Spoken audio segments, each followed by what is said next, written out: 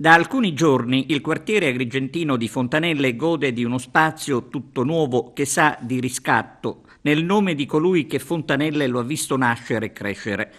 Parliamo di Monsignor Salvatore Russotto, primo parroco del quartiere, guida spirituale dei giovani, a cui è stato dedicato lo spazio. Per l'occasione, da Cammarata è arrivato Don Liborio, il fratello gemello di padre Russotto. Padre Russotto, come era chiamato da tutti, è ricordato con affetto dagli abitanti di Fontanelle che hanno partecipato in gran numero alla intitolazione dello spazio tra la chiesa di San Nicola e il centro sociale. Praticamente si è riusciti a trasformare un angolo di quartiere dedicandolo proprio al sacerdote cammaratese. Presente all'inaugurazione il parroco Don Andrea Militello.